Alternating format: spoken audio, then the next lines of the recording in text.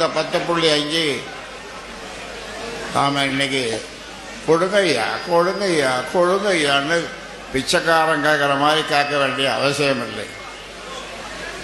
ஐயா நீங்கள் எங்கே வரைக்கும் போய் கேட்டீங்கன்னு எங்களுக்கு தெரியும். கோட்டை வரைக்கும் போனேன், முதலமைச்சரை பார்த்தேன், மற்ற அமைச்சர்களை பார்த்தேன், அதிகாரிகளை பார்த்தேன். ஆனால் ஒன்றுமே பதில் சொல்லலை. உங்களிடம் இருக்கின்ற இந்த வாக்கு வங்கி அதை உங்களுக்காக நீங்களே போட்டிருந்தால் இன்றைக்கு உங்களுடைய பிள்ளைகள், பேரப்பிள்ளைகள், உங்களுடைய பெண்கள், பேத்திகள் எங்கோ போயிருப்பார். இன்னைக்கு தமிழ்நாட்டில் நம்முடைய சமுதாயத்தில் ஐஏஎஸ், ஐபிஎஸ், ஐஎஃப்எஸ் அதிகம் யார் வந்திருக்கிறதுன்னு சொன்னால் நம்ம பெண்கள் தான். கலெக்டராக வந்திருக்குது, ஃபாரஸ்ட் ஆஃபீஸராக வந்திருக்குது.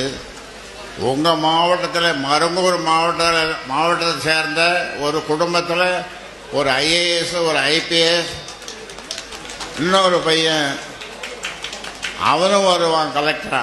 அவன் கலெக்டராக வந்தால் ஒரு நாள் நான் கார் ஓட்டுறேன்னு சொல்லியிருக்கிறேன். அந்த கலெக்டர் பையனுக்கு கலெக்டர் ஆனால் நானே அவனுக்கு ஒரு நாள் கார் ஓட்டுறேன்னு சொல்லியிருக்கேன்.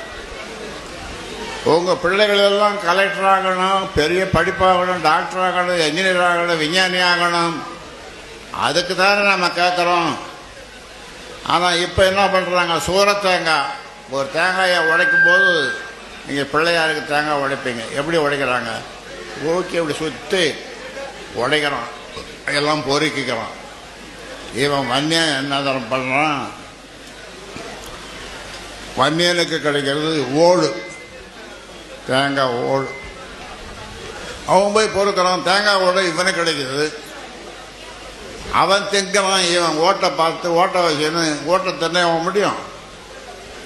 இது நிலைமை.